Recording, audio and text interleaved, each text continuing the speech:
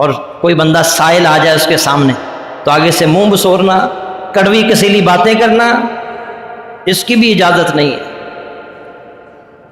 یہ سب باتیں صدقہ اور خیرات کو ضائع اور برباد کر دیتی ہیں۔ اللہ فرما رہا ہے وَأَمَّا السَّائِلَ فَلَا تَنْهَرْ، سائل کو مت جھڑک، سائل کو جھڑکنے کی اجازت نہیں ہے۔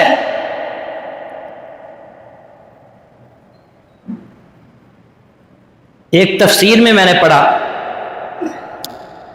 اس آیت کے حوالے سے کہ اللہ کے نبی صلی اللہ علیہ وسلم سیدنا عثمان رضی اللہ تعالی عنہ کے گھر گئے، آپ کو بھوک لگ رہی تھی۔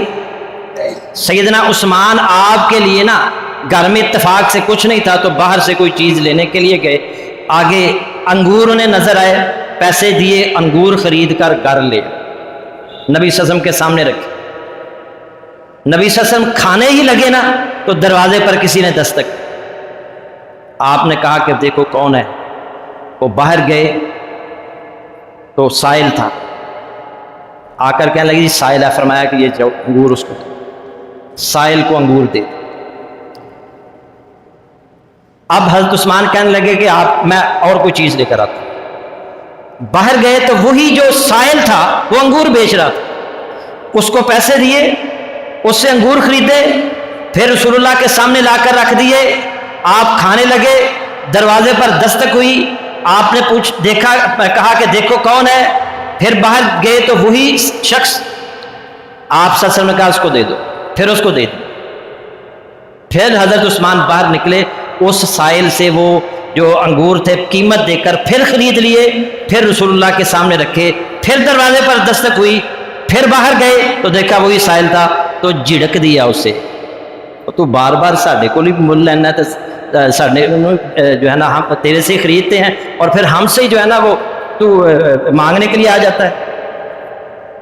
اسے جھڑک دیا۔ تو اس تفسیر والے نے لکھا تھا کہ اس موقع پر اللہ نے یہ آیت نازل کی وَأَمَّا السَّائِلَ فَلَا تَنْهَرْ۔